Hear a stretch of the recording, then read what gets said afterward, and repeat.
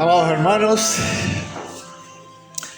al continuar la exposición que hemos estado haciendo en los últimos domingos de la palabra de nuestro Señor Jesucristo, y más específicamente con la introducción al Sermón del Monte, el famoso y conocido Sermón del Monte, será bueno que siempre volvamos a repasar de nuevo lo que ya habíamos leído, lo que expuso nuestro bendito Dios.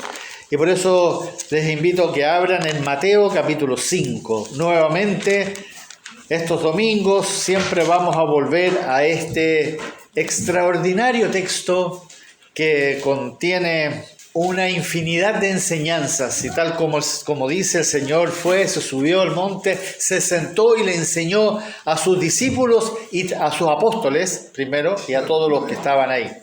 Miren lo que vamos a leer, veamos solamente del versículo 3 al 5, del 3 al 5. Dice ahí: bienaventurados los pobres en espíritu, porque de ellos es el reino de los cielos. Bienaventurados los que lloran, porque ellos recibirán consolación. Bienaventurados los mansos, porque ellos recibirán la tierra por heredad. Oremos, amados hermanos. Padre Celestial, bendito Señor, aquí estamos frente a tu maravillosa palabra, frente a esta verdad que tú mismo predicaste, para ahora dejar que tu Espíritu nos sea llevando a entender cabalmente todo lo que está encerrado en estas verdades que tú dijiste. Ayúdanos ahora a poner atención. Ayúdanos, Señor, a abrir los ojos de nuestro entendimiento para que esta verdad se convierta parte de nuestra alma, de nuestro entendimiento, y así nosotros entonces renovemos nuestro entendimiento y podamos ser transformados como tú lo estás haciendo en nuestra vida. A ti sea la gloria y la honra.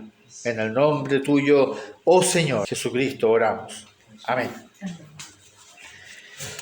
Bienaventurados los mansos. Eso es lo que vamos a ver hoy día, porque ellos recibirán la tierra por heredad. Como lo vimos los domingos pasados, las dos primeras bienaventuranzas están íntimamente ligadas, están unidas. No es posible que alguien llore por sus pecados, como lo vimos, si no es primeramente un cristiano pobre en espíritu. Tiene que ser primero pobre en espíritu. ¿Ustedes se acuerdan lo que hablamos? Por lo tanto, lo primero que tiene que suceder en una persona que nace de nuevo es que tiene que reconocer en su corazón, de acuerdo a lo que dice el Señor, no de acuerdo a lo que dice, no sé, por pastor o la iglesia. No, de acuerdo a lo que dice la palabra. Tiene que reconocer que está, como uno diría, en la bancarrota, espiritualmente hablando. Tiene que admitir que no vale nada, que no tiene ninguna esperanza en la vida fuera de Dios. Tiene que estar consciente de sus limitaciones y de sus imperfecciones. Dejar de creer que somos los mejores, que lo sabemos todo, que lo podemos todo. Dejar de creer eso que el mundo nos cuenta. En otras palabras, que uno llegue a ser verdaderamente humilde de corazón. Eso es un pobre en espíritu. Y después de eso, entonces, puede ser capaz de darse cuenta. ¿Por qué es pobre en espíritu? Porque en realidad es una persona que está sumida en el pecado. Entendemos, aceptamos. Si tú le dices esto a alguien del mundo, la gente se enoja. ¿Por qué? ¿Quién eres tú para juzgarme? ¿Por qué me estás juzgando? Pero aquí no somos nosotros los que nos estamos diciendo, tú, Janet, eres un pecador. No, es el Señor el que nos dice. Los pobres en espíritu son humildes en corazón porque pueden admitir y reconocer delante de Dios, de nuestro Señor Jesucristo, que somos verdaderamente, como la palabra nos dice, depravados, inicuos, imperfectos, perversos, corruptos. Y eso lo describe, para que ustedes sepan, Romanos capítulo 3, versículos 9 al 18. Ahí, anótenlo. Léanlo después en la casa. Ahí nos dice claramente cómo somos nosotros, todos los seres humanos, todos por igual. Cuando uno lee eso y uno lo estudiamos el jueves pasado, estuvimos viendo eso en el estudio romano y quedamos todos en shock cuando leímos ese texto. Y ese pecado, cuando uno se da cuenta de la condición, entonces uno llora en su corazón, llora verdaderamente, tiene angustia, es como que el corazón se duele adentro. Y eso, justamente, ahí está la consecuencia. Pobre en espíritu primero, admite, reconoce, luego se da cuenta de que no tiene ninguna esperanza fuera de Dios y llora en su corazón. Cuando estas dos condiciones se comienzan a manifestar en tu vida, en tu alma, en tu mente renovada, tu ser comienza a ser transformado, tu ser. Acuérdate que nosotros somos alma y espíritu. Eso es lo que somos. Eso es lo que vive para siempre. El alma y el espíritu. El cuerpo es temporal, es un envase. Nos dieron un envase, el Señor decidió darnos un envase, a cada uno distinto, y cada uno es responsable de ese envase, pero tú no eres este cuerpo. Lo tienes por un tiempo, pero tú eres alma y espíritu. Y eso tiene que ser cambiando. Paso a paso vas creciendo espiritualmente hasta llegar a ser cada día más parecido a nuestro Señor Jesucristo, el Rey de Gloria. Uno dice, pero eso, pastor, ¿usted está inventando algo? No. Romanos 8 lo dice, que nuestro Padre Celestial nos está transformando a la imagen de su Hijo Jesucristo. A la imagen. No es que nosotros vamos a llegar a ser como Jesucristo. No, eso está claro que no. Y ahí viene este texto. Bienaventurados los mansos. Ser manso es algo muy raro. Es algo muy raro y tenemos que entenderlo bien. La mansedumbre humana, porque existen diferentes tipos de mansedumbre. Ojo. La mansedumbre humana, del ser humano, de esa persona que no es convertida, es una condición que ellos presentan por distintas razones y que en algunos casos se parece mucho a la mansedumbre que es de Dios. Se parece mucho y hay que tener cuidado de no confundir eso. Se da en algunas personas, por ejemplo, que se ejercitan, hacen ejercicios para ser mansos. Y los más conocidos son los budistas. La cultura budista, los budistas no tienen Dios. Ellos creen en Buda. Buda fue un hombre que enseñó una filosofía y esa filosofía decía que uno tenía que ser austero. Austero significa que yo me tengo que despojar de las cosas materiales y vivir una vida apartada, en reflexión, en meditación. Entonces uno ve a los budistas y los budistas son tranquilos, parecen mansos. Pero esa no es la mansedumbre de la que está hablando el Señor aquí en su palabra. Esa es la mansedumbre que inventó este hombre. También existe la mansedumbre que presentan algunas personas por la condición humana, como son, por naturaleza.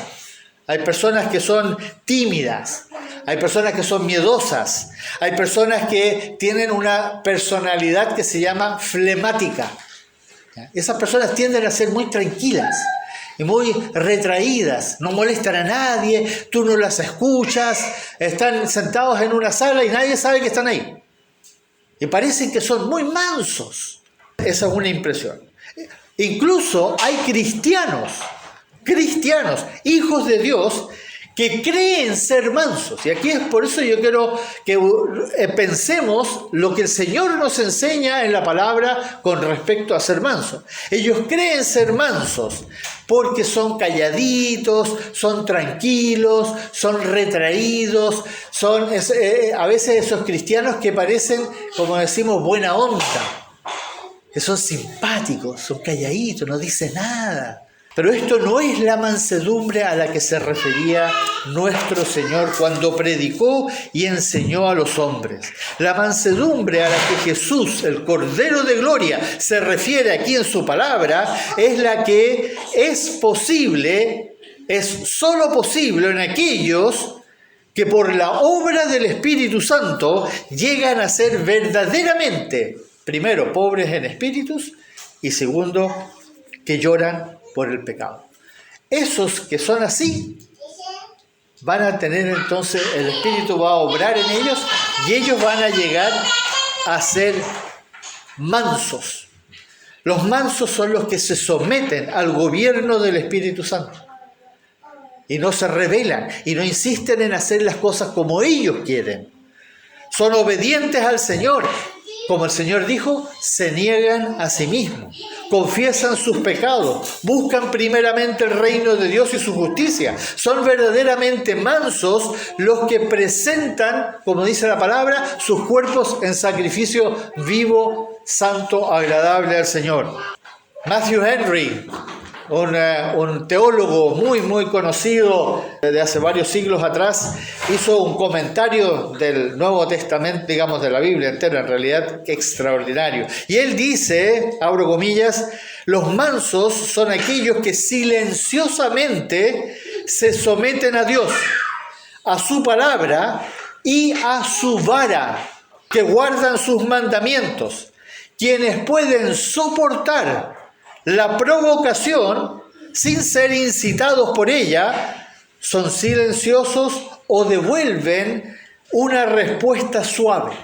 Estas palabras no las inventó él, por supuesto, él solamente llegó a esta conclusión que es muy cierta, lo resume de una forma muy exacta. ¿Por qué? Porque en Proverbios dice justamente, la blanda respuesta quita la ira.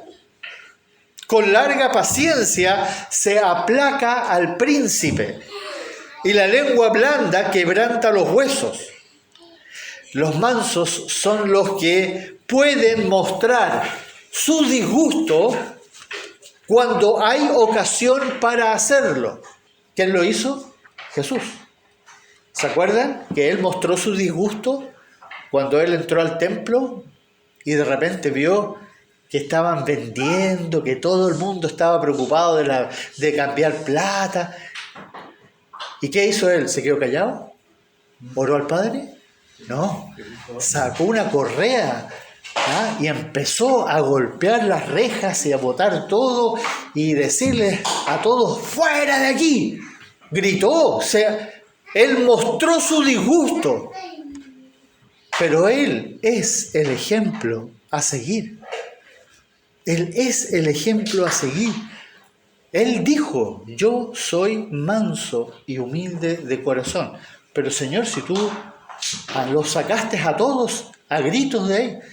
Sí, ese es el momento apropiado, la forma correcta. No insultó a nadie, no le pegó a nadie. Sí, botó las mesas, botó las jaulas, soltó los animales, hizo que todo el mundo saliera corriendo de ahí. Los asustó, sí. Pero era porque era terrible lo que estaban haciendo. Y ustedes recuerdan, en la palabra el Señor nos enseña algo muy, y quiero que por favor busquen en Romanos capítulo 12, vayan por favor a Romanos capítulo 12. Hermana Isabel, si nos puede leer por favor del 17 al 19, capítulo 12, versículo 17, 18 y 19, hermana Isabel, por favor. Escuchen bien, lean ahí en su Biblia, por favor, hermanos. Lean, escuchen al Señor. La hermana lo va a leer, pero es palabra de nuestro Dios. Amén. No paguéis a nadie mal por mal. Procurad lo bueno delante de todos los hombres. Si es posible, en cuanto dependa de vosotros, estad en paz con todos los hombres. No os venguéis vosotros mismos, amados míos, sino dejad lugar a la ira de Dios, porque escrito está, mía es la venganza y yo pagaré, dice el Señor. Amén. Tres cosas ahí en esa verdad, tres cosas. No paguéis a nadie mal por mal, que es una de las reacciones que nosotros a veces queremos hacer, porque es terrible lo que otras personas hacen o nos hacen a nosotros. Procurar lo bueno delante de los hombres. ¿Cómo? Pero si delante de los hombres no hay nada bueno. Estad en paz. En lo que depende de ti, trata de estar en paz con los hombres y no te vengues a ti mismo. ¿Ya? 3 cosas que lamentablemente es como que algo nos pasa adentro cuando vemos injusticia, vemos maltrato, vemos abuso, vemos mentira, vemos engaño. A nosotros nos pasa que nos da rabia. Y en ese momento se nos olvida que el Señor nos dice, no, sean mansos. Mansos. Cuidado con lo que dicen, cuidado con lo que sienten, porque van a caer en tentación de hacer algo que los va a perjudicar a ustedes. Los mansos son raramente provocados. Ellos siempre van a tratar de buscar alguna solución, van a tratar de resolver el problema de alguna forma. Son los que son capaces de perdonar, incluso cuando una persona lo vuelve a hacer y lo vuelve a hacer. 20 agravios, o el Señor dijo, tienes que perdonar a tu hermano 70 veces 7 si es necesario. Eso es un número infinito. El vengarse es algo que está siempre a flor de piel en nosotros. La mente empieza a pensar cosas muy, muy terribles. Dominio propio del espíritu.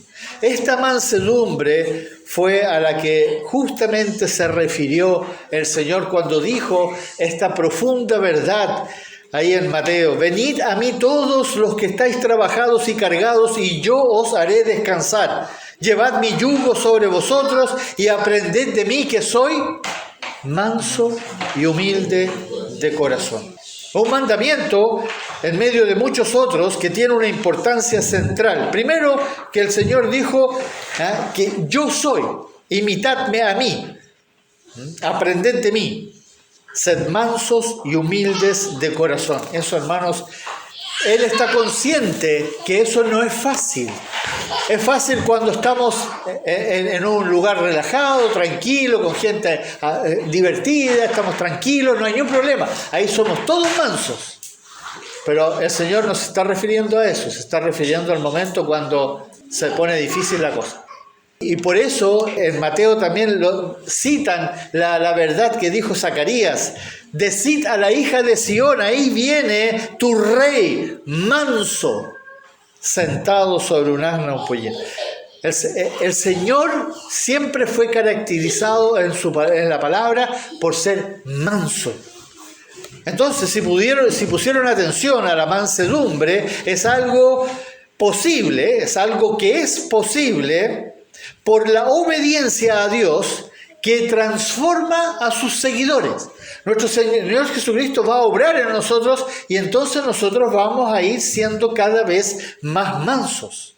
Y la evidencia es lo que va a hacer el Espíritu Santo en tu vida. Miren lo interesante de esto. Ustedes saben, ¿cómo podemos saber esto? Justamente por lo que dice en Gálatas. Gálatas capítulo 5, versículos 22 y 23, es donde se describe el fruto del Espíritu Santo. Y ahí se describen cualidades, las cualidades de un fruto. Se habla de el fruto, no son 9 frutos distintos. Es un fruto que tiene características. Nosotros lo hemos explicado, lo hemos comparado con un mango, por ejemplo, que lo conocemos todos. Y el mango tú lo pelas y sale un aroma exquisito, tiene un sabor exquisito, tiene un color, es jugoso. ¿Ya? Esas son las cualidades del mango. Aquí el Espíritu Santo tiene un fruto y ese fruto tiene 9 cualidades. Pero fíjense, Gálatas 22 dice, más el fruto del Espíritu es gozo, paz, paciencia, benignidad, bondad, fe. El 23, mansedumbre, templanza. ¿Pusieron atención? Gozo, paz, paciencia, benignidad, bondad, fe, mansedumbre, templanza. 5 de esas 9 características se relacionan con la mansedumbre. Una dice mansedumbre, pero las otras, paciencia, benignidad, bondad y templanza, también están relacionadas con la mansedumbre. Entonces, 5 de las características del fruto del Espíritu Santo son mansos. Porque el fruto del Espíritu Santo es el fruto de Cristo. El mismo Señor que obra en nosotros, su Espíritu va a ser manso. La mansedumbre está íntimamente relacionado con la paciencia y la templanza. ¿Creen ustedes que esto es una coincidencia? Que el fruto, las características del fruto, 5 de ellas se relacionan con la mansedumbre. Por lo tanto, amados, necesitamos poner atención a lo que nuestro Señor nos está diciendo con estas palabras y comenzar a hacer un esfuerzo para que esto de ser mansos sea una realidad en nuestras vidas, algo que debemos procurar. ¿Se acuerdan que esa palabra la hemos usado mucho, procurar, porque la usa el Señor en sus Escrituras? Es algo que debemos ejercitarnos. Primeramente, ser pobres en espíritus, que, como también lo dijimos en el primer sermón, es algo completamente extraño a nuestra naturaleza humana. Nuestra naturaleza humana es orgullosa, es soberbia, respondón. Nosotros siempre sabemos mejor que el otro.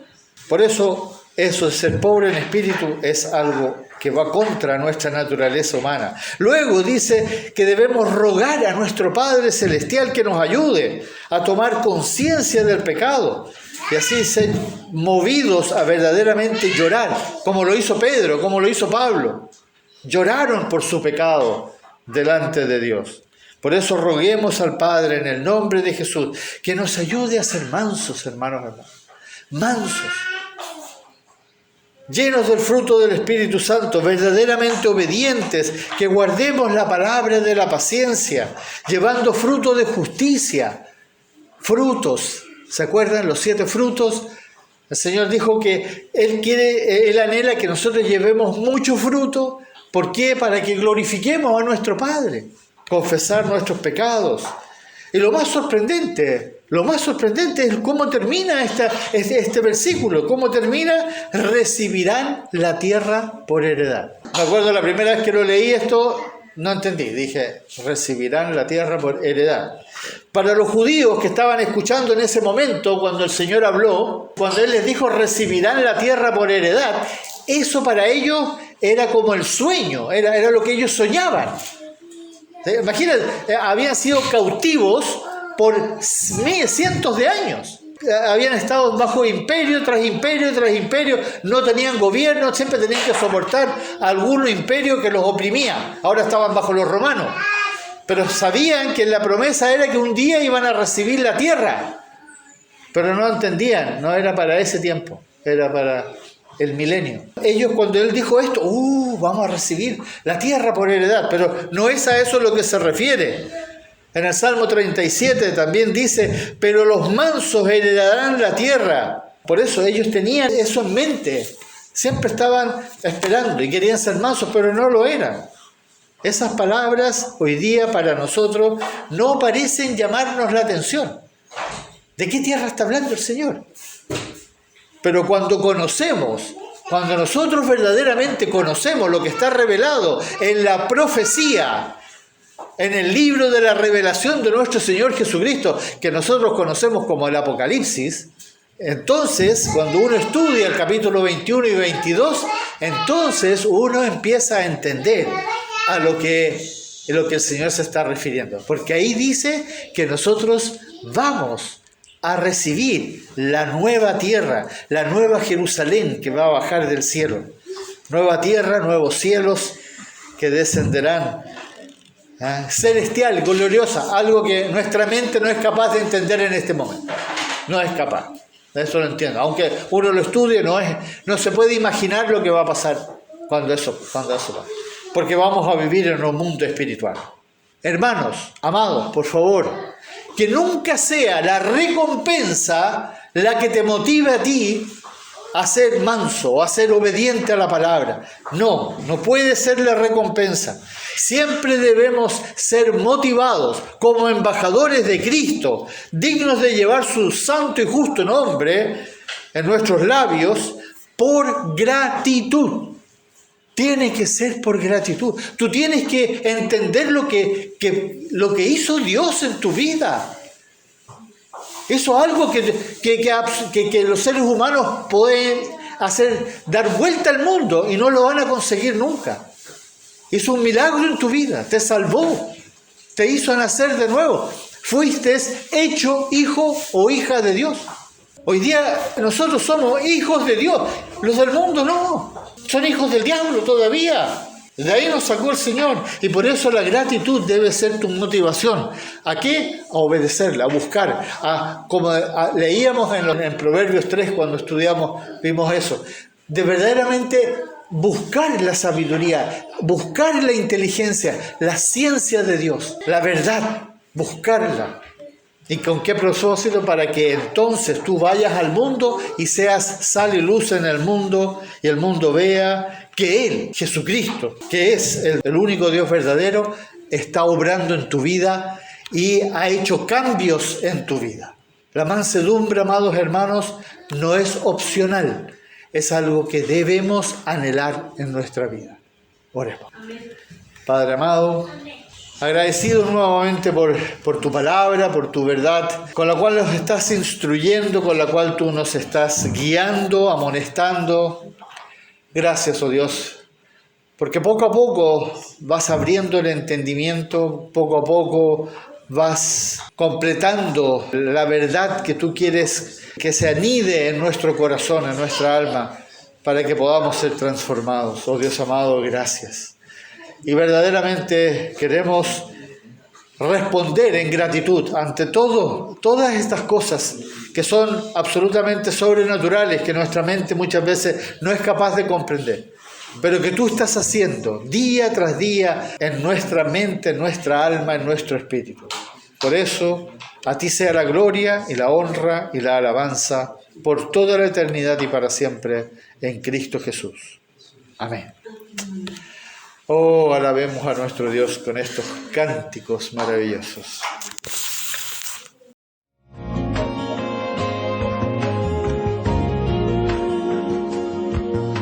Aquí estoy, humillado ante ti, mas tu gracia está sobre mí. Aquí estoy, sé que soy un pecador, limpio por tu sangre, Señor. Ahora sé que no hay otro amor igual te diste tú por mí, regalo celestial.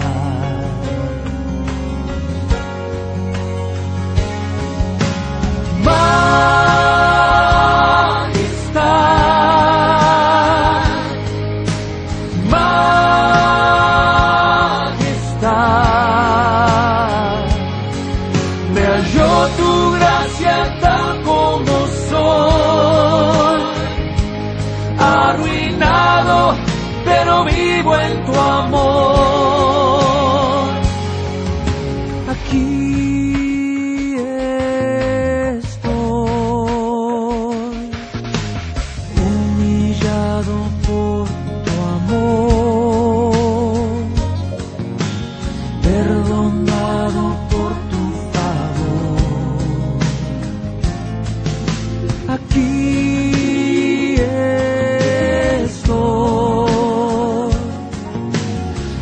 deseo siempre soy, limpiado por tu fuego y unción. Ahora sé que no hay otro amor igual te diste tú por mí, regalo celestial.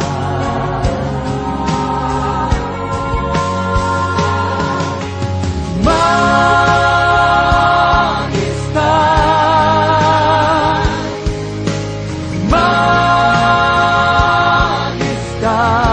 majestad, me halló tu gracia tal como soy, arruinado, pero vivo en tu amor.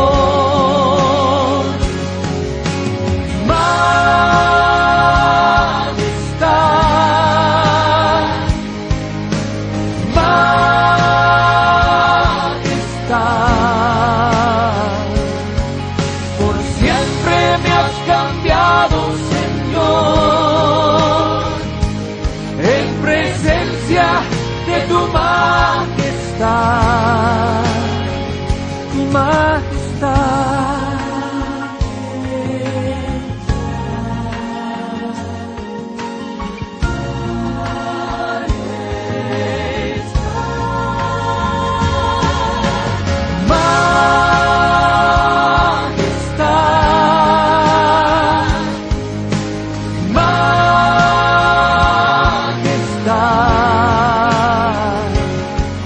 Me halló tu gracia tal como soy, arruinado, pero vivo en tu amor.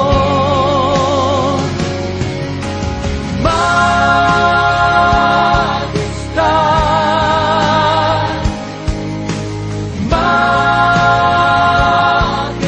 majestad, por siempre me has cambiado, en presencia de tu majestad,